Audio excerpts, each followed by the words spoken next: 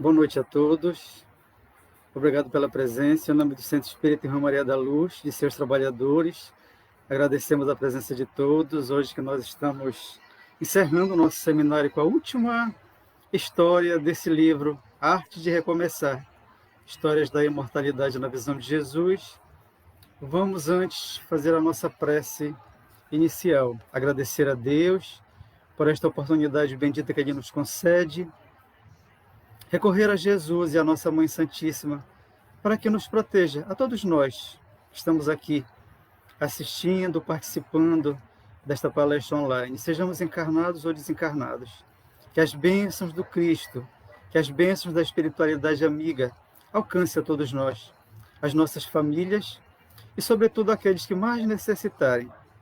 Rogamos ao Cristo pelo nosso planeta, neste momento difícil em que estamos atravessando de pandemia, para que sejamos abençoados, sejamos protegidos, a fim de aprendermos e evoluirmos com todas essas provações e expiações porque estamos passando. Pelos sofredores, mais uma vez te rogamos, Senhor, paz, luz, esperança e consolações. Que assim seja. Bom, na semana passada, o nosso vídeo caiu, não foi? Nós retornamos depois. Então, caso aconteça novamente, vocês podem aguardar que eu vou iniciar uma nova transmissão para encerrarmos a nossa palestra de hoje, tá certo? Bom, nós estamos na quinta parte do nosso seminário. A médium é Cirineia Yolanda Maffei, o espírito é Leon Tolstói, que é o que narra todas essas lições desse livro. E são lições em que todos os personagens tiveram contato, os personagens principais tiveram contato com Jesus. Então, são histórias em que Jesus participa ativamente, né? E no caso deste livro aqui, Arte de Recomeçar, o enfoque básico é exatamente a reencarnação, né? Então, todas as histórias nos trazem situações difíceis, complicadas, difíceis mesmo para algumas das pessoas, mas que a reencarnação vai explicar perfeitamente. Então, é um livro excelente. No final, nós vamos falar um pouco mais sobre essa série do espírito Leon Tolstói, através da médium Cirineia Yolanda Maffei. E a nossa história, então, começa assim. Entre os homens da pequenina e anônima aldeia em terras da Palestina, havia um que diziam predestinado a estranhos e misteriosos fatos e feitos. E o nome desse homem era Saul. Era uma criança ainda, quando a história aqui começa. Desde muito criança, acostumaram-se todos a olhá-lo de forma diferente, devido a inúmeros fenômenos inexplicáveis pela ciência e religião da época, fenômenos esses que aconteciam à revelia de sua vontade, caracterizando aquilo que hoje chamamos de mediunidade, que logicamente na época não se sabia o que era. Conhecia-se a intervenção da espiritualidade, mas não se estudava profundamente, não se conheciam os procedimentos, os mecanismos do fenômeno mediúnico. Então, esse garoto, ele era médium, né? Então, ele era olhado de maneira diferente, exatamente por conta dessas situações insólitas, desses acontecimentos estranhos que aconteciam com ele.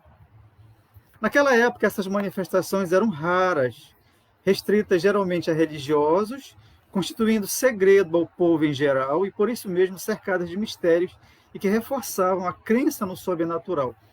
A doutrina espírita nos explica que não existe nada sobrenatural. O sobrenatural é aquilo que nós não conhecemos, ainda não desvendamos.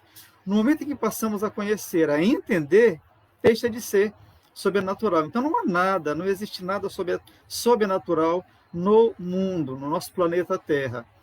Apenas existem coisas desconhecidas, né? Mas, logicamente, naquela época, por conta desse desconhecimento da mediunidade, né, esses fenômenos que sempre existiram, que a mediunidade desde que o homem começou na Terra, desde que ele começou a sonhar, segundo o espírito André Luiz, a mediunidade se instalou no nosso mundo. Então, desde a época das cavernas, já havia mediunidade.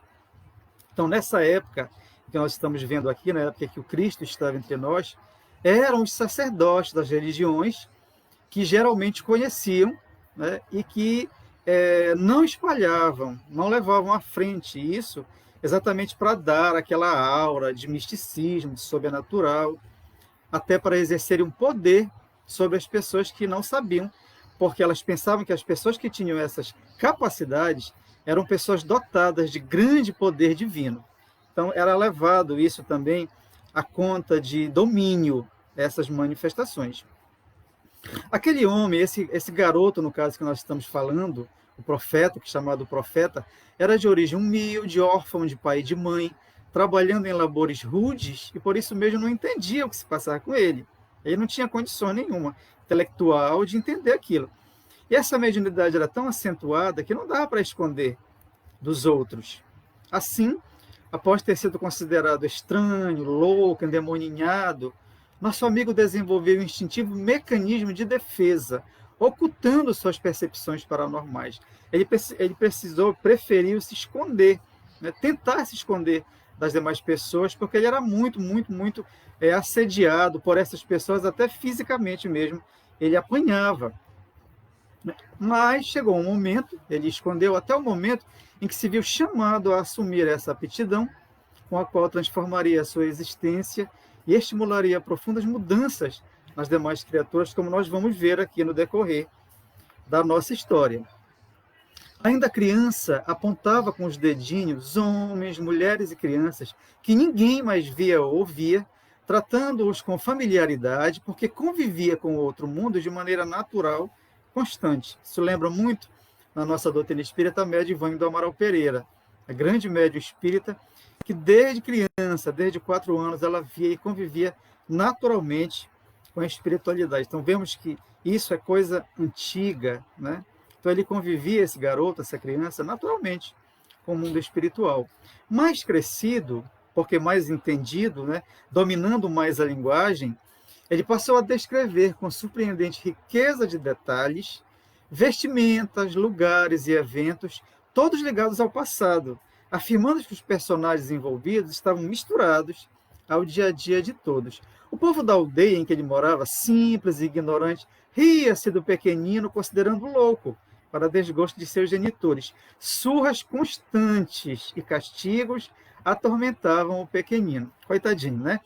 Ainda assim, o menino persistia, alheando-se cada vez mais em um universo particular. Ele não tinha domínio sobre aquilo, era uma coisa natural.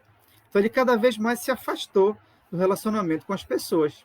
Aos 12 anos, vitimados por fulminante febre, faleceram-lhe os pais, ficando destituído de quaisquer bens, só, sem amparo de parentes ou amigos, pois a ninguém interessava assumir o estranho e magrelo adolescente, eternamente alheio à realidade. Um vizinho, criatura de posses e detentor de gênio terrível, calculando um braço a mais na lide, levou-o consigo, destinando-lhe apertado espaço em abarrotado celeiro. Pesados labores, irrisório pagamento, nenhuma instrução e profundo isolamento aguardavam-no naquela fazenda, né? E 10 anos se passaram, porque aquele homem de gênio terrível, ele vai maltratar muito o Saul. E a reencarnação vai explicar tudo isso. Daqui a pouco nós vamos entender. 10 anos Saul praticamente passou escravizado nesse local, né? O patrão cruel praticamente escravizava o moço com trabalho excessivo e estafante, o que fez com que ele guardasse para si as imagens, sons, vozes, cores e demais manifestações paranormais. Quis o destino que, triste fato, jogasse por terra os esforços do rústico e cruel patrão em sufocar os dons mediúnicos do submisso empregado, que ele não aceitava. De jeito nenhum, achava que o menino era louco. Extremamente exigente no que se referia a trabalho e a dinheiro, insensível em relação às pessoas, cego às dores e necessidades do próximo, tinha ele, no entanto, um ponto fraco: a única filha. E essa menina era uma menina muito mimada, muito prepotente, muito orgulhosa, né? Excessivamente mimada, a mocinha mantinha todos na casa sob o seu poder, exigindo e ordenando, com a certeza de que sempre seria atendida. Lindíssima, vaidosa ao extremo, transformava a existência dos servos em inferno, nunca se satisfazendo com nada. Desinteressava-se dos afazeres domésticos, aborreciam-lhe os bordados e tapeçarias, os instrumentos musicais entediavam-no, era uma menina terrível, realmente muito, muito vaidosa, prepotente. Ela tinha um domínio, ela possuía um domínio muito grande sobre esse pai. E o nome dela era Marta. A mãe era figura insignificante no lar. Não conseguiria educar a filha, pois o pai fazia-lhe todas as vontades, completamente fascinado que era. Ela era uma pessoa isolada no lar, essa senhora que era a mãe. Ele tinha outras mulheres, ela sabia disso, né? Não conseguia nenhum domínio sobre nada, a não ser, ela era uma figura doméstica, era como se fosse mais uma serva, na realidade. Então ela não conseguiu educar a menina, exatamente porque o pai, fascinado pela garota, fazia todas as vantagens dela, da Marta. Numa época em que mesmo a maioria dos homens não conseguia estudar, a garota resolveu que queria aprender a ler, escrever, estudar, enfim. Vejam só, numa época em que a mulher era quase nada, a não ser que ela fosse muito rica e influente de alguma forma, de uma família muito poderosa, fosse da realeza, né?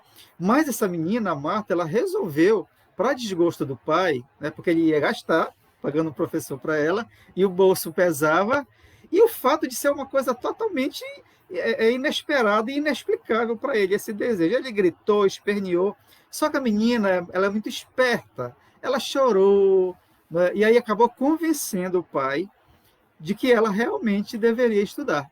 O indignado pai gritou, esbravejou contra a ideia que considerava uma besteira e cara, mas acabou cedendo aos caprichos da filha e foi atrás de um professor. Claro que na aldeia ele só ia encontrar gente iletrada, na cabeça dele não tinha ninguém que servisse, e ele realmente fez uma busca muito profunda. Rebuscou nos vilarejos vizinhos, ele mesmo empreendendo cansativas e desanimadoras viagens, até que lhe indicaram um jovem novo por aquelas bandas, recém-chegado de Jerusalém, que estava cuidando, estava dando aulas para uma família, também lá de Jerusalém. Em vão procurou outra pessoa menos atraente e mais velha, acabando forçado a contratar o jovem com direito à moradia e alimentação. Quando ele olhou para o rapaz muito bonito, muito jovem, ele pensou logo que ele poderia seduzir a garota, né? A filha dele era muito menina. E aí, em vão, ele tentou procurar alguém mais idoso, mais velho, né? Mas não conseguiu e teve realmente que aceitar, contratar esse rapaz, esse professor, que passou a morar na fazenda com a família. E o Leão Tolstói, o espírito, diz assim, que esse pai daria um jeito de vigiá-lo 24 horas por dia, e ai dele se deitasse olhos na direção da filha.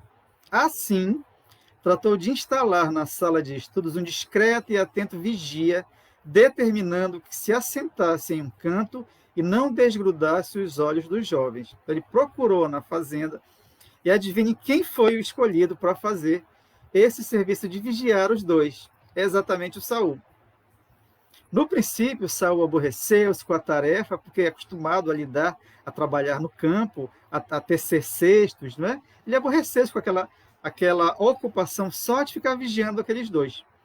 Mas, com o correr do tempo, interessou-se pelos assuntos das aulas, mergulhando no fascinante mundo do conhecimento, enquanto os dedos ágeis trançavam os cestos para a colheita próxima.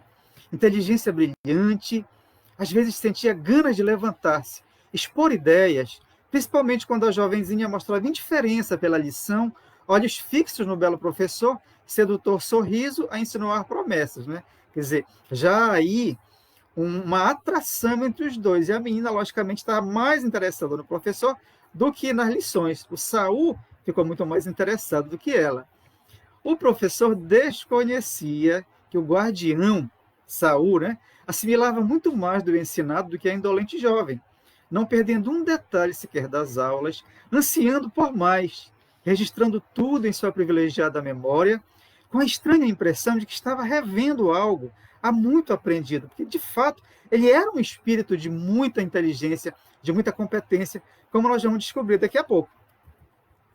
Enquanto isso, Marta enganava o pai, dizendo-se interessada pelas aulas, pois seria no futuro culta e preparada para assumir os negócios. Isso fazia ele, né, o pai, não ligar muito. E, na verdade, forte paixão dominava os dois jovens. Interessado, o pai ficou, porque ela falsamente dizia para o pai que ela queria se preparar para assumir os negócios dele, já que ele não tinha filho, ela seria a herdeira. Na verdade, ela já estava interessada no rapaz e o rapaz também nela. Certo dia, o professor notou o interesse de Saul pelos assuntos e o convidou para participar das aulas, logicamente já com o planejamento por trás disso. Porque ele passou a dar textos muito extensos para ele copiar, né, o Saul, e para Marta trabalhos menores para que ela terminasse antes. O Saul, muito ingênuo e muito interessado pelos assuntos, não percebeu que eles se retiravam daquele compartimento.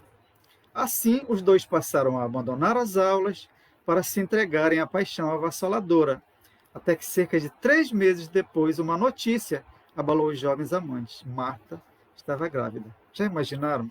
Né? E eu vou dizer aqui para vocês que eu já estou falando desde a primeira história que nós vimos desse livro. Nós estamos vendo apenas um resumo. Quando vocês adquirirem e lerem as histórias, elas são muito mais cheias de detalhes, porque nós estamos vendo apenas um resumo. Né? Então, vejam só, como é que aquele pai iria aceitar essa gravidez? Jamais. Então, eles bolaram um plano de fuga.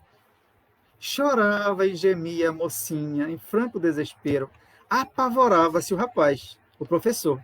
Fugir era a única solução. E para bem longe, onde estabeleceriam morada, criando o filhinho. Quem sabe um dia o pai poderia perdoá-los. O professor elaborou um plano de fuga que incluía, logicamente, o esvaziamento dos cofres da rica casa, a fim de não enfrentarem dificuldades financeiras na nova vida. Então, eles fizeram uma pilhagem nos cofres, né, das joias, e na calada de escura e quente noite, o casal evadiu silenciosamente, levando exatamente ouro e joias. E no outro dia, isso caiu como uma bomba na fazenda. Né? Enquanto tudo era combinado e ocorria, o ingênuo Saul tranquilamente estudava, certo de que a situação estava sob controle, deixando de atentar para o perigo das escapadas dos jovens rumo aos jardins, e muito menos para o nervosismo dos dois, dos olhos vermelhos de Marta. Nos últimos dias, ele ingenuamente ficou alheio a tudo isso, e logicamente a culpa vai recair toda para cima dele. A notícia da fuga assumiu a magnitude de um raio. O irado olhar do traído pai desceu acusador sobre o empregado. Onde estavas, servo infiel e ingrato? Por acaso não viste o namoro sob as tuas ventas? Dormiste ao invés de vigiá-los? Ouvindo dos trêmulos e sinceros lábios de Saul a verdade, encolerizou-se ainda mais, porque ele falou para o patrão que ele tinha realmente se interessado pelas aulas e estava estudando. E o patrão disse: maldito, coloco-te para vigiar e entretens-te com a leitura e a escrita? Por que precisas desses luxos se não passas de um verme? Mal serves para puxar um arado. Querias estudar, ler e escrever, desgraçado. Garantir-me-ei de que não faças nunca mais. E então o rude patrão pegou o estilete com que Saul escrevia sobre o pergaminho durante as aulas, aqueceu em carvões em brasa, que os apavorados servos foram buscar, queimando os olhos do rapaz, cegando. Ele ficou tão possuído de ódio pelo Saul que ele cauterizou os dois olhos do Saul e cegou, apesar dos insistentes apelos da esposa. Ele fez essa terrível teve essa terrível atitude contra o Saul. Não escutou as súplicas do rapaz, pedindo misericórdia, e a esposa em vão tentou impedi-lo. Depois ele mesmo arrastou Saul até o celeiro e o empurrou brutalmente, enquanto reunia homens para irem atrás dos fugitivos. Que dor! Chamas pareciam consumir os globos oculares e Saul chegou a morrer. Tamanho sofrimento. A escuridão cercava-o e ele tateou até achar o leito, sobre ele desabando. Morreria certamente. Quem se atreveria a acudi-lo? Quem ia se atrever a ir contra aquele patrão cruel? Passos suaves o surpreenderam. Em meio à agonia das trevas, sentiu o toque de suaves e bondosas mãos, segurando-o gentilmente, ajeitando sobre sua cabeça macio travesseiro.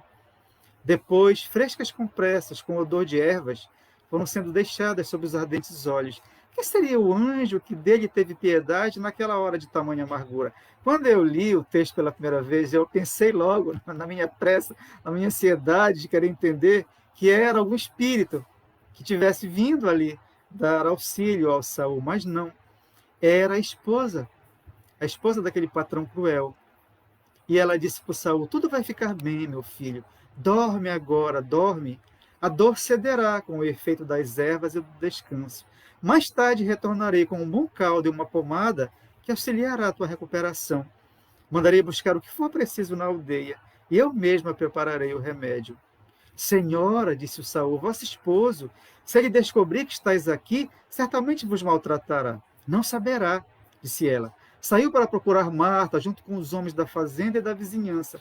Achas que algum dos servos que ficaram abrirá a boca delatando-me? Duvido, pois eles não compactuam também com tamanha selvageria.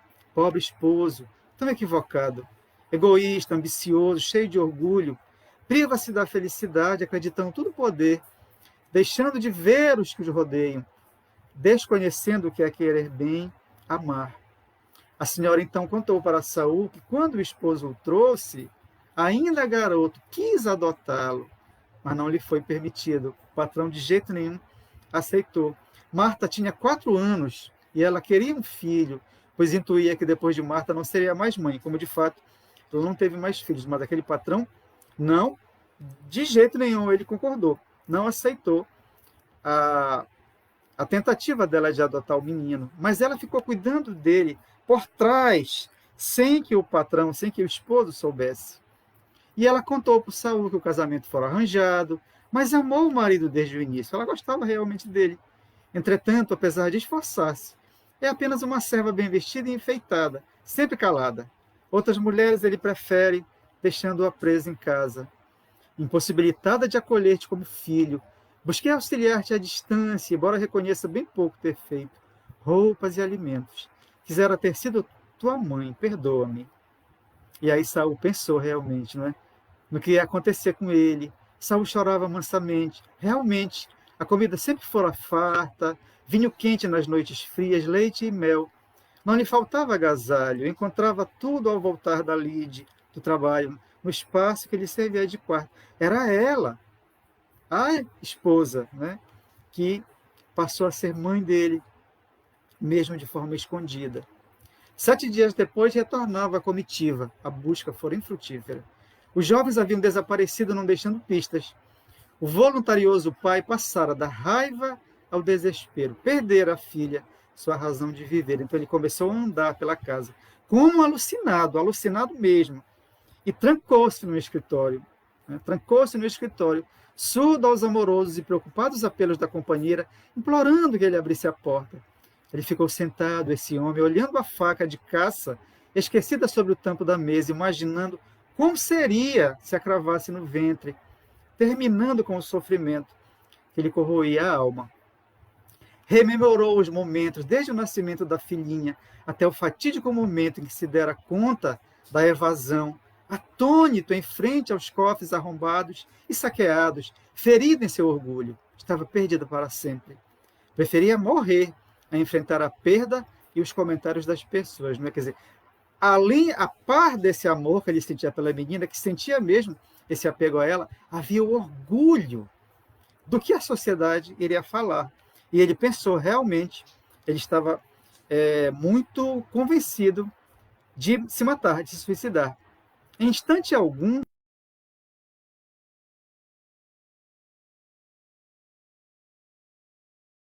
esse homem, né? No celeiro, Saul refletia e, por instantes, sentia-se feliz pelo insucesso do patrão, magoado que estava. Que sofresse aquele homem egoísta. Mas, com os olhos da alma, viu a cena no escritório, o suicídio prestes a acontecer, né? Porque aí já é a visão da alma, não é a visão do corpo físico, porque a visão do corpo físico é a visão limitada. A visão da alma, ela é dilatada. Então, como ele possuía essa possibilidade, ele viu a cena do patrão querer se matar.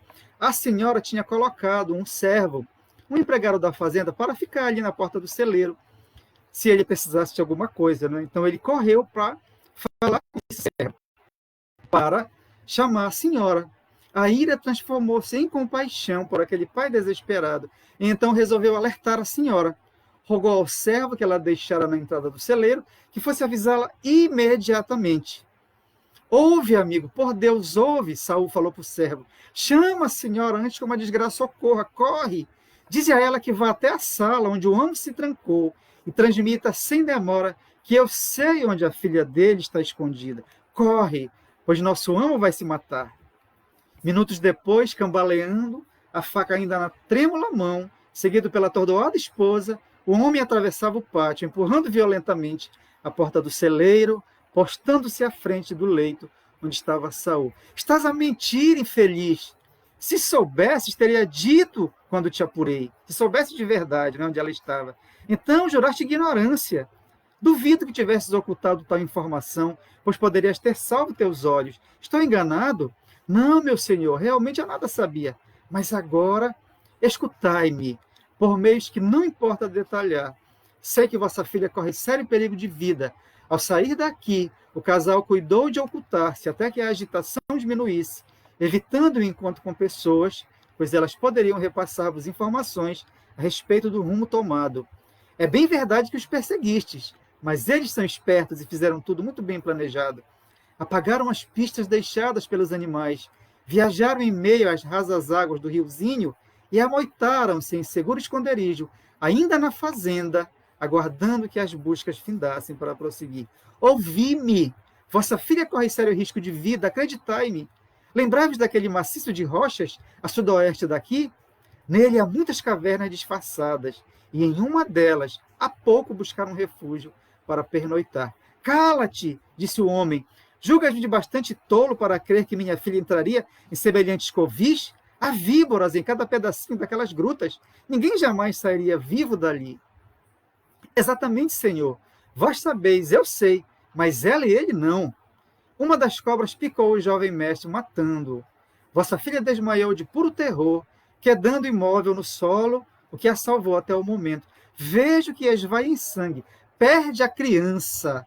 Por milagre, senhor, as cobras deixaram-na em paz. Criança? Que criança? Estás louco? Seria muita vergonha para um pai honrado. Aliás, sempre foste maluco. Deveria ter te matado de pancada. Apanhaste pouco, infeliz. A voz meiga e conciliadora da esposa tentou apaziguar os ânimos do revoltado pai. Senhor, meu esposo, ouçamo-lo. Como bem dizeis, sempre foi muito estranho, dado a visões, a premonições. Quem sabe enxerga o que os nossos olhos não veem. Nossa filha pode estar à morte e ficamos a discutir? Somente nós três sabemos a respeito do que está sendo falado aqui. Pensai bem, vossa honra está resguardada. Saul então deu todas as orientações sobre como chegar ao local. 3 horas depois, a mocinha voltava ao lar nos braços do pai e uma infusão de ervas completou o processo de aborto. Depois de pagar um alto valor pelo serviço da parteira, alertou-a a permanecer de boca fechada sobre o acontecido. E para resguardar sua honra, pensou ainda que no outro dia daria um jeito de eliminar Saul, já que o mesmo sabia de toda a história. Vejam só, o fato de não querer, ele bolou na cabeça dele doente, que ele diria que a menina tinha tido uma doença, não falaria, porque o professor estava morto mesmo. A parteira tinha recebido uma grande quantidade de dinheiro e foi alertada, na verdade ameaçada a não falar nada, e ele pensou que no dia seguinte ele mataria o Saul, porque ele sabia de tudo.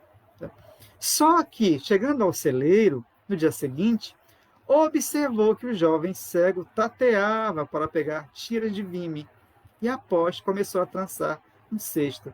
Então ele pensou assim, esse patrão, que o mesmo não lhe causaria problemas, pois na sua prepotência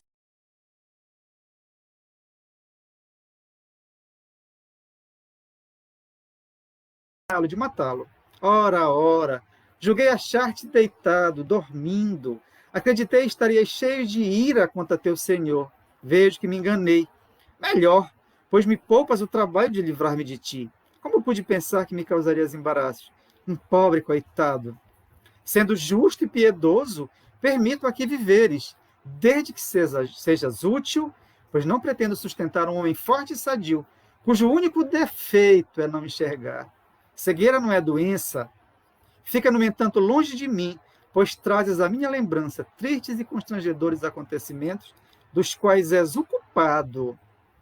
De saída, já na porta, estacou subitamente, exclamando: há uma condição importantíssima. Guarda absoluto sigilo de tudo. Se eu souber que abriste a boca... O moço ouviu tudo, cabeça baixa, grossas e quentes lágrimas escorrendo dos olhos mortos. Estranhamente, não mais sentia revolta, somente uma grande piedade, uma grande tristeza, mesclada com piedade. Quão desumano era seu senhor. Com o passar do tempo, Saul readquiriu confiança, acalmando-se. Certo dia, conversando com a senhora, aproveitou que o patrão tinha saído e manifestou para ela o desejo de mudar-se daquele local. Gostaria de ir para a velha cabana abandonada em um bosque próximo. Era na localidade, só que era na fazenda, dentro daquela localidade da fazenda, mas a fazenda era muito grande, então essa cabana estava abandonada, ficava longe da casa onde eles moravam, e a senhora foi conversar com o esposo, pedindo exatamente isso que o Saul tinha dito. A presença do cruel Senhor, disse ele para ela, para a senhora, a presença do cruel Senhor despertava nele sensações ruins em Saul, que ainda não tinha conseguido superar. Também narrou sobre os fatos surpreendentes que lhe aconteciam, os quais não sabia explicar a causa e nem por que ocorriam. Então ele disse para ela assim: a negritude de meus dias proporcionou-me a oportunidade de desenvolver outros sentidos, dilatando-os. Falo do tato, do olfato, da audição, do paladar. Além disto, a vós posso relatar sem constrangimento ou temor. Algo surpreendente tem ocorrido. Vejo com os olhos da alma, de uma forma que as pessoas ignoram, presas que estão às suas vidinhas rotineiras e materialistas, desatentas a tudo que as rodeia. Seres, muitos dos quais conheci quando em seus envoltórios corporais, hoje na pátria espiritual, comigo conversam. Convivo com outros também, amigos de mundo diferente do nosso, muito mais evoluídos. Assim, todos eles contribuem para afugentar a solidão. Jamais estarei só ou desprotegido. Então o patrão concordou com a mudança de Saul, já que ele era uma presença também incômoda. Era um modo dele se livrar dele, e não conviver mais, pelo menos proximamente, com aquele rapaz incômodo. A generosa mulher arrumou a velha cabana de caça, mandando reparar o telhado em ruínas, completar o revestimento de tábuas que forrava o chão, vedar as entradas de vento e chuva, de maneira a ofertar a Saul melhores condições. Mobiliou-a com simplicidade, levando em conta o estado do seu morador. Colocou mobília de forma que aquele jovem cego pudesse se movimentar sem bater-se, sem dificuldade. E ela disse para Saul, no dia da mudança: bem sabes que te considero um filho. Assim, não me impeças de te visitar, de cercar de cuidados tua vida, como qualquer mãe faria, externando seu amor e preocupação.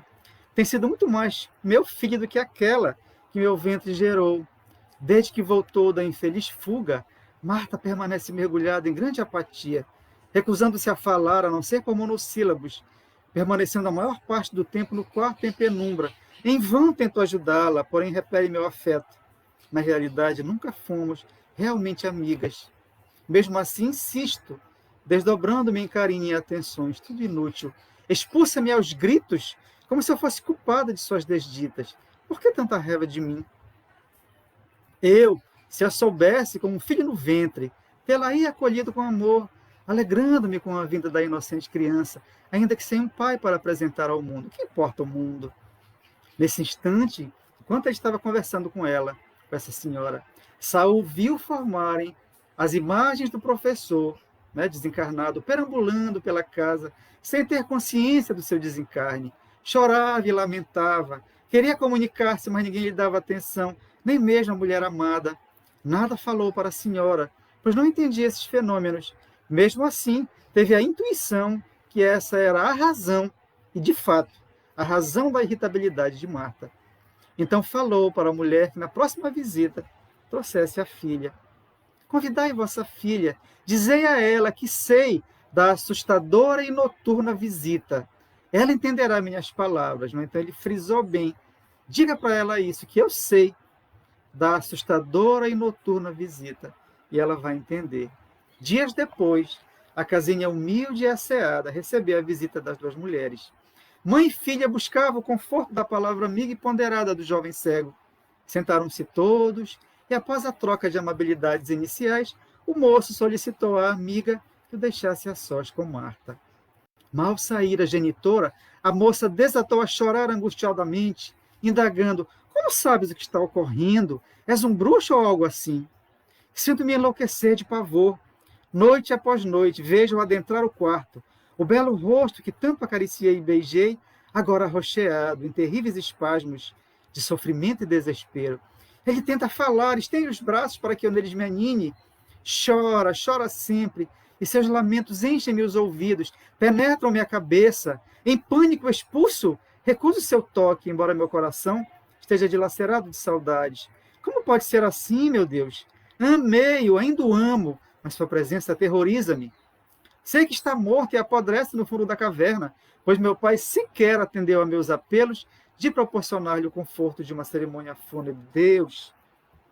O rapaz escutava em silêncio.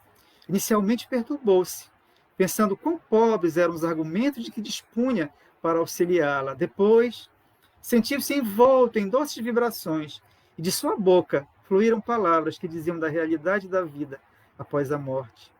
De onde viriam tais conhecimentos? Pressentia a influência de fortes e vibrantes energias e escutava-se falando. Depois, como se atraído pelos pensamentos da amada e seu triste pranto, uma figura adentrou a sala, aproximando-se da mocinha, enlaçando-a, fundindo-se com seu corpo trêmulo. Marta sentiu a perturbadora presença, embora nada lograsse visualizar. Depois, como se atraído, nós vimos isso.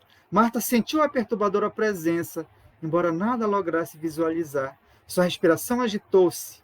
Um peso enorme constrangeu-lhe a nuca. O suor inundou a pálida fronte, porque o espírito, estavam todos lá na casinha, na cabana do Saul, e o espírito do professor secou-se da Marta. Ao mesmo tempo, uma criatura de rara beleza, envolta em alva túnica, os longos cabelos castanhos presos com um lindo arranjo de delicadíssimas flores, tão brancas como suas vestes, aproximou-se do jovem professor, envolvendo-o em carinhoso abraço, murmurando palavras de consolo, convidando-o a acompanhá-la, convincentemente falando sobre a necessidade de desapegar-se, de partir para um lugar melhor, onde poderia ser feliz. Finalmente concordando, o jovem abandonou Marta, ainda que a contragosto, liberando-a do envolvente abraço. Os dois espíritos dirigiram-se à porta, de onde a celestial visão acenou para Saul, despedindo-se carinhosamente. Ele tudo via com intrigante perfeição, Porque na doutrina espírita nós estudamos o transe mediúnico, ele estava exatamente em transe. Muitas pessoas pensam, quando nós falamos de transe, que o médium em transe se bate, se contorce. Não, ele pode ficar em estado absolutamente natural, normal, como estava Saul. Mas ele estava em transe mediúnico. A mocinha, entre soluços, continuava. Até meu filho eu perdi, tu sabes. Que me restou da vida? Meu pai persiste na infeliz e absurda ideia de casar-me com alguém de posses, unindo fortunas. Que me importam riquezas? Elas não me fazem reviver as doces e intensas emoções do amor. Rica já eu sou, e, no entanto, julgo-me mais pobre do que o mais mísero de nossos servos. Saul ouviu os lamentos e consolou a jovem, apesar de sentir-se sem condições espirituais para isso, até porque pouco entendia de amor. A partir daí, modificou-se para melhor o relacionamento entre mãe e filha. Marta, liberta da presença do professor, equilibrou-se e amadureceu com o sofrimento, tornando-se menos egoísta, menos orgulhosa. As visitas regulares à cabana mudaram sua visão materialista da vida, porque ela sempre ia acompanhando a mãe, e realmente as joias, a fortuna toda, pouco já importava para ela já não dava aquele valor como antes. As notícias espalharam-se e várias pessoas começaram a procurar o rapaz cego em busca de alento aos seus sofrimentos. Alguns chegaram a curar-se de males físicos, outros aceitaram suas cruzes redentoras resignadas. Encarnados e desencarnados o procuravam.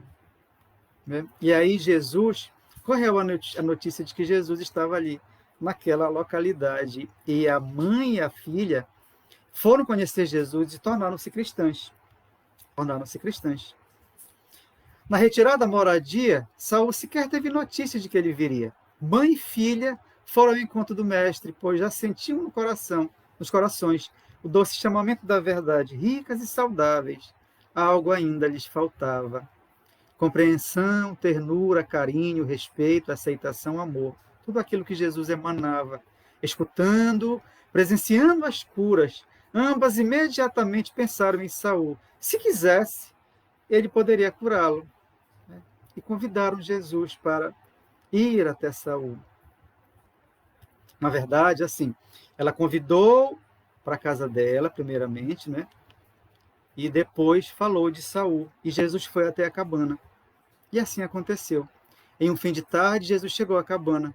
Os amigos espirituais de Saul aguardavam o excelso visitante que se aproximou e beijou o rosto do moço cego, saudando-o. Saul chorava, pois sentia as vibrações elevadas do mestre. Esta mulher suplica o retorno de tua visão, disse Jesus. Precisas enxergar, meu amigo? Quão cegos são os homens que vivem única e exclusivamente a vida material, impossibilitados de contemplar a verdade que não está restrita aos olhos do corpo físico. Tu, ao contrário, embora mergulhado em sombras, não te deixas por elas dominar. Perde-me a cura, mas não vejo doença. Ao roubarem a luz de teus olhos, diante das posturas por ti assumidas, podes considerar-te credor perante a vida. Não há em ti revolta ou desespero. Sofres, eu sei, mas prossegues sempre, persistindo no bem, galgando os degraus evolutivos lenta e seguramente. Levas o consolo aos que choram, amas sem esperar retribuição. Aos olhos do mundo és um deficiente, aos de Deus, um convalescente da longa moléstia do egoísmo, contra o qual a boa nova certamente constituirá poderoso medicamento, fornecendo-te subsídios para prosseguir adiante com mais firmeza, maior segurança. Jesus permaneceu 5 dias na casa de Saul. A senhora e a Marta, né, a mãe e a filha, voltaram logo no mesmo dia. Mas Jesus permaneceu 5 dias. E ao final do 5º dia, indagou novamente se o moço queria ser curado. Saul disse para Jesus: Mestre, destes-me algo muito maior e mais precioso do que a mera cura do corpo físico. Acendestes em mim uma cintilação que iluminará meu espírito milênios afora e acompanhar-me-á pela eternidade. Este corpo transitório é necessário e importante, mas jamais deverá ou poderá suplantar as prioridades do espírito que o anima. Contudo, acaso desejardes que se faça em mim a vossa vontade, Senhor. Tua fé curou-te, Saul, disse Jesus. Em nome do Pai, eu restituirei tua visão. Contudo, antes que vejas novamente com os olhos da carne, apreciaria informar que não houve injustiça no ato praticado contra ti. Nosso irmão, ao cauterizar teus olhos com incandescente estilete, assumiu significativo débito contra as leis divinas de amor e caridade. Mas tu, Saul, resgataste o passado, quando cegaste para garantir o poder. Recorda, eu ordeno. E aí Saul vai entrar também numa espécie de transe nesse momento e vai reviver o passado. E aqui nós lembramos as palavras do Cristo. Né? É necessário que venha o escândalo, mas ai daquele por quem esse escândalo venha. Nós vamos aprender agora, vamos ver na história, que Saul tinha de fato débitos do passado, mas não é por conta desses débitos que alguém deveria cegá-lo. Foi o livre-arbítrio daquele cruel patrão que cegou. Né? Então ele tinha uma pendência perante a lei, mas certamente, se ele tinha que perder a visão, ele perderia de uma forma natural, pela lei divina, para resgatar esse passado. Não era necessário que aquele cruel homem cauterizasse, queimasse seus olhos. Né? Isso é uma lei geral. Daí a fala do Cristo. É necessário que venham os escândalos, as dificuldades, as doenças, as misérias, mas ai daquele por quem esse escândalo venha. Então, o nosso irmão Saul, ele vai relembrar, vai abrir uma tela mental, na mente dele vai abrir uma tela, e ele vai ver as paisagens do Egito Antigo. O Egito, o rio Nilo, as pirâmides, sacerdotes, faraós, daquela civilização tão antiga, as enormes construções em pedra, Os palácios de paredes decoradas com cores fortes e vivas, tudo sugeria e recordava a magnificência dos faraós, seu pretenso poderio acima da vida e da morte. As pirâmides contra os céus de límpido azul, guardiães da vida após a morte, representavam a humana e vã tentativa de proteger os mortos contra a implacável destruição do templo e dos vândalos. Saul podia sentir nas narinas o cheiro característico do Nilo, com suas férteis margens inundadas, as plantações tremulando, a brisa quente, o alarido dos trabalhadores, os gritos dos capatazes. As flores de lótus descerravam-se ao sol nas águas do rio sagrado. Flores dos deuses, né? A flor de lótus era considerada no Egito a flor dos deuses. Um homem luxuosamente paramentado descia as escadarias do templo. Em seu peito, forte e moreno, brilhava o medalhão do Deus Sol. Era ele, Saul, embora tão diferente no físico. Como podia ser tão implacável, tão sedento de poder e riquezas? Adentrava o palácio do faraó com confiante familiaridade, displicentemente caminhando pelos corredores, trocando ideias com o soberano e sua família, opinando, influenciando, manipulando, sem nenhum pudor ou remorso, porque ele era um grande sacerdote de muita influência sobre o faraó. Algo absorvia a atenção do governante do poderoso Egito, do faraó, a tumba que abrigaria seus despojos depois da morte. Nela guardado, sobreviveria ao óbito, retornando ao corpo no momento certo. Era esse o pensamento do pobre faraó. A suntuosidade da pirâmide garantiria seu reconhecimento pelos deuses, e inequivocamente sinalizando o valor de que era digno como divindade encarnada na terra, garantido diferenciado e justo tratamento. Pobre faraó. A areia do deserto refletiu o sol do meio-dia. Estavam finalmente concluídas as pirâmides, as obras da gigantesca pirâmide. Na câmara mortuária, operários davam os últimos retoques e os ourives completavam a magnífica máscara mortuária em ouro, representando o faraó em sua jovem e bela idade, pois ele pretendia que os deuses o encarassem com tal imagem, não importando com quantos anos deixasse o corpo. Então, a máscara mortuária mostrava exatamente isso. O faraó, ainda no vigor dos anos, com a sua beleza, ainda juvenil, todo em ouro. O poderoso sacerdote tudo comandava pessoalmente, certificando-se da perfeição nos mínimos detalhes, crendo que o faraó poderia despreocupar-se, desfrutando cada dia de sua existência, certo de que sua integridade estaria assegurada quando chegasse a hora de partir. Tudo pronto. Retiravam-se todos a um comando seu, né? E o religioso, aquele sacerdote egípcio, fechava as pesadas portas, acionando o complicadíssimo sistema de segurança, garantindo que ninguém mais entraria na tumba.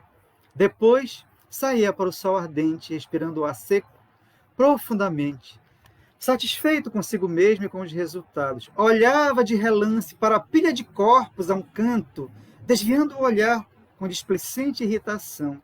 Pertencia aos escravos e operários que haviam labutado na obra e, de alguma forma, compartilhado dos segredos da gigantesca construção. Jaziam ao sol e as moscas enxameavam, atraídas pelo forte e adocicado odor de sangue. Todos foram mortos, porque não poderiam dizer a localização da câmara. A uma ordem do sacerdote, foram lançados a uma vala aqueles operários, previamente preparada, né, essa vala, a significativa distância da pirâmide, a fim de não macular o terreno. Uma pergunta do comandante dos guardas reais, pessoa de sua inteira confiança, provocava uma suspeita. Então esse homem perguntou: todos foram eliminados. Estás satisfeito, Supremo Sacerdote? Todos foram mortos, menos os soldados, os executores de seu decreto de sumária eliminação das testemunhas. E aquele sacerdote contava-o discretamente: 10, incluindo o oficial. Sorria, respondendo com falsa bonomia, muito satisfeito. Vamos para o palácio. Naquela noite, obedecendo a instruções vindas do templo, mercenários cegavam os 9 soldados e o oficial em comando, utilizando ferro em brasa, resguardando o segredo da pirâmide mortuária, pois não poderiam indicar o local de entrada. Impossível encontrá-lo na escuridão de cauterizados olhos. Vejam, Saul, naquela reencarnação passada como sacerdote, mandou cegar aqueles 10 homens, sempre no intuito de agradar. O sacerdote sugeria ao faraó que o Estado mantivesse cada um deles e suas famílias, nada lhes deixando faltar, acrescentando: assim vos louvarão, derramando energias positivas sobre vossa real pessoa. Quanta hipocrisia desse homem, né? Longa e respeitada seria a sua existência, acumulando amplos conhecimentos através de fecundos estudos, principalmente na área espiritual. Jamais questionou sua conduta, julgando correto e justo defender a segurança e a integridade de seu faraó, principalmente no tocante ao desencarne. Acreditava que, na qualidade de religioso e homem de confiança do Império Egípcio, competia-lhe decidir, mesmo custando o sacrifício de vidas. Que importavam algumas pessoas diante da sagrada magnificência do soberano e do Egito? O poder estava em suas mãos sacerdotais e requeria pulsos firmes. Realmente julgava estar fazendo certo. Acabou então o transe, a tela sumiu. A voz mansa e compreensiva de Jesus trouxe Saul à atualidade. E Jesus disse: fazendo mau uso do poder inerente à posição que ocupavas no templo, criaste pesados débitos, meu amigo. Deus jamais pune, ao contrário do que costumam acreditar as pessoas. Neste triste drama do presente, reencontraste o orgulhoso faraó de outrora, na figura de Marta, e o oficial, que nunca perdoou a traição e a cegueira, como o patrão que te infligiu idêntico castigo. Montado o cenário reencarnatório, o livre-arbítrio de cada um de vós imprimiu os caminhos das ações, né? Cada um optando pelos seus atos na reencarnação. Pode deduzir, disse Jesus, que o antigo soldado egípcio não conseguiu suplantar a raiva, enveredando pelas sombrias veredas da vingança, quanto ao faraó, hoje em corpo feminino, ainda insiste em seu raciocínio egocêntrico, desconsiderando as consequências de seus atos. Parece-nos, no entanto, que assimilaste muito bem a lição, sobrepujando as dificuldades, esforçando-te para perdoar, doando-te aos menos afortunados com amor e resignação. Assim sendo, levando em conta tuas futuras tarefas, em nome do Pai ordeno, vê, Saul, veja só, irmãos, ele mandou cegar como sacerdote 10 pessoas. Pensem no grau de responsabilidade desse sacerdote, no nível de débito que ele adquiriu.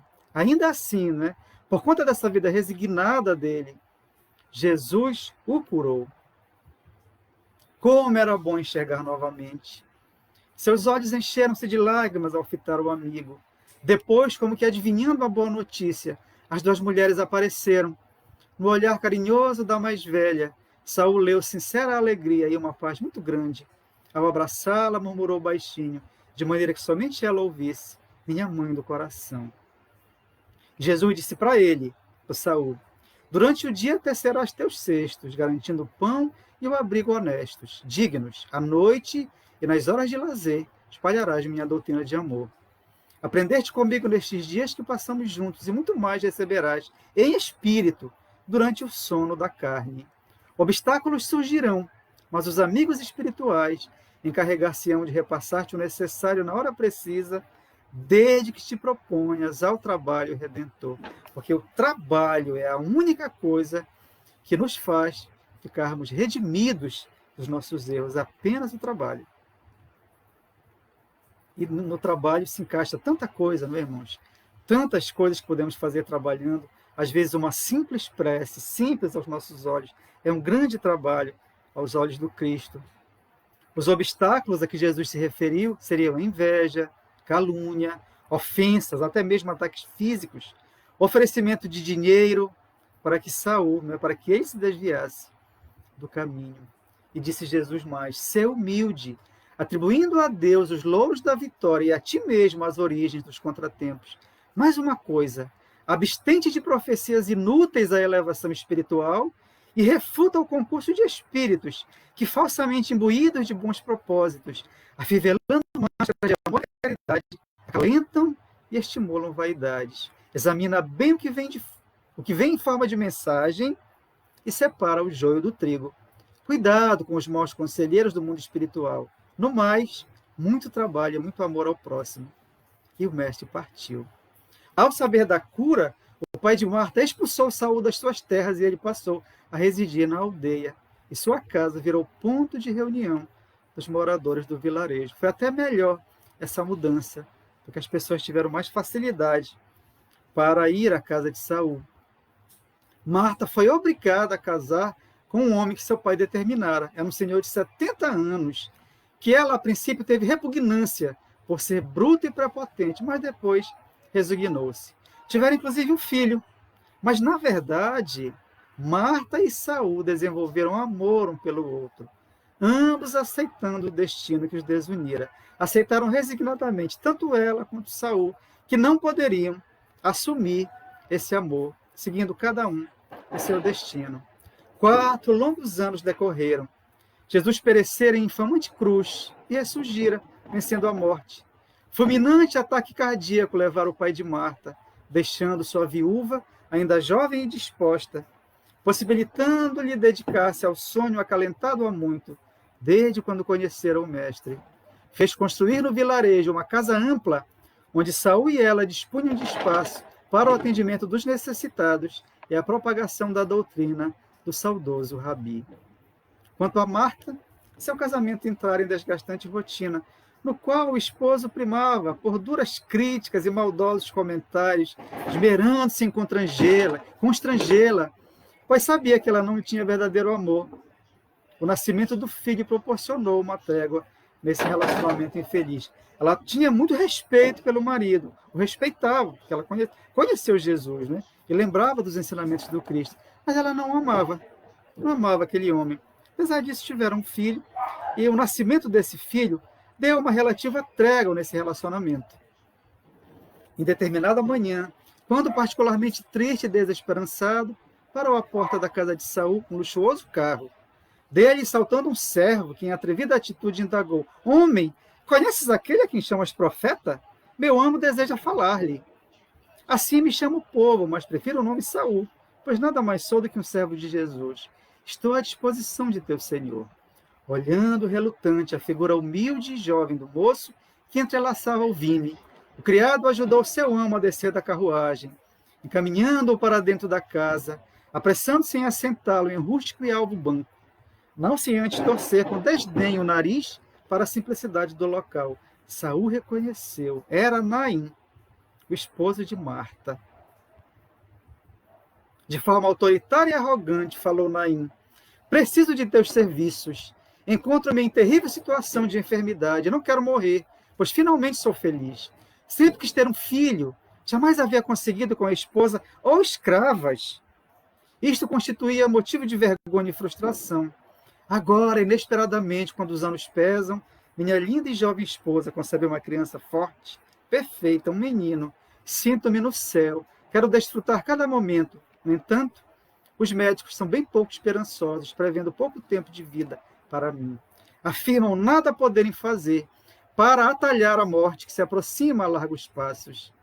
Abrindo o manto, desnudou o peito, expondo aos olhos do moço enorme tumor avermelhado que estendia seus tentáculos em direção à garganta. Vês? Disse Naim. Logo me asfixiará, segundo os doutores. Começou com pequenina ulceração e foi crescendo sempre, muito embora os caríssimos tratamentos a que tenho me submetido, espalhando-se rapidamente. Ao atingir a garganta, padecerei morte triste e dolorosa, impossibilitado de beber ou comer. Entende meu medo? Pode resolver o caso? Sou rico, muito rico. Poderei recompensar-te regiamente. Então, uma entidade que assediava Saul, exatamente como Jesus o alertou, nesse momento ela se apresentou, e Saul sentiu a presença dela para estimular Saul a não ajudá-lo. Né? Então, Leão Tolstói diz no texto: uma voz que assediava Saul nos últimos tempos intimamente insinuou: trata de dispensá-lo, morrerá breve, muito antes do que pensa. Não lhe dou um mês, é caso perdido, poderás herder a rica viúva. Tu não a amas? Então, além do mais, se o ajudares, poderá sobrar para ti, dirão que o mataste por amar a bela Marta. Ou achas que ninguém sabe que a amas? Manda-o embora. Saul transpirava, sentindo-se angustiado, cheio de dúvidas. Queria tanto uma família com a mulher amada, com Marta. De repente, a figura de Jesus impôs-se, e ele recordou as palavras ditas na cabana, anos atrás. Cuidado com os maus conselheiros do mundo espiritual. Acalmando seu coração, Saul examinou o tumor e preparou uma espécie de pomada, com diversas ervas, orientando Naim como deveria usá-la. Disse ainda que ele precisaria frequentar as reuniões da casa para conhecer o Evangelho de Jesus, que pensasse bem, pois seu estado era gravíssimo. Né? Então, a partir desse dia, Naim começou a frequentar as reuniões evangélicas. A princípio contrariado, mas o medo da morte o fez perseverar, e as lições do Cristo foram pouco a pouco penetrando em seu íntimo, a ponto de modificar-se totalmente. Depois, para enorme espanto de muitos, passou a fazer-se acompanhar de grandes fardos de alimentos, cuidadosamente embalados em pacotes que ele pessoalmente distribuía entre os carentes frequentadores da casa. Vejam a mudança. Quando ele chegou nas primeiras vezes para escutar o Evangelho do Cristo, ele ficava todo indiferente, assustado, preparando-se para correr se algo acontecesse estranho, olhava aqueles pobres doentes com serpentojo, mas, ouvindo os ensinamentos, ele modificou a ponto de chegar nesse passo, contribuir com a casa, levando alimentos que ele mesmo distribuía entre os carentes. Certa noite trouxe a esposa e o filhinho, exibindo-os exultante e vaidosamente. Ambos pareciam seus netos, porque a diferença era muito grande de idade. Os olhos de Saul e Marta encontraram-se e o rapaz sentiu dolorosa pontada de ciúme. Dominou-se, porém, esforçando-se para encarar aquela família como qualquer outra, das muitas que lhe frequentavam a casa de estudos e preces. As palavras da oração do mestre, incentivando-lhe a renúncia, recomendavam: seja feita a vossa vontade. Após 2 meses, o terrível tumor desaparecera, restando apenas arroxeados vestígios. Saul julgou que o homem não mais tornaria, mas estava enganado. Mais do que a saúde do corpo, o esposo de Marta encontrara Jesus e não pretendia dele abdicar.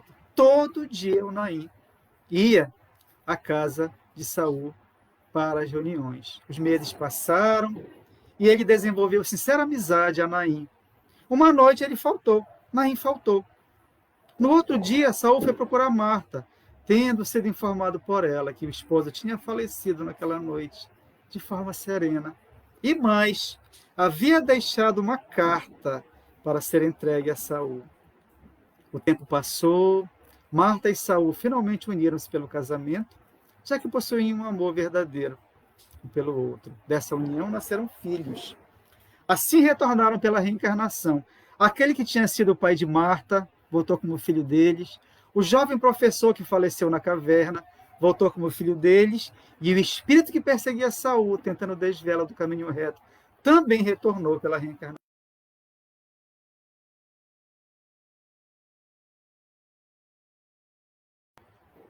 E aí, como nós sabemos, nessas histórias, nas histórias que Leon Tolstói nos conta, sempre há um depoimento no final. E hoje o depoimento, para encerrar o nosso seminário, é o depoimento de Saul. Mas é interessante porque, na verdade, o depoimento vai ser do Naim.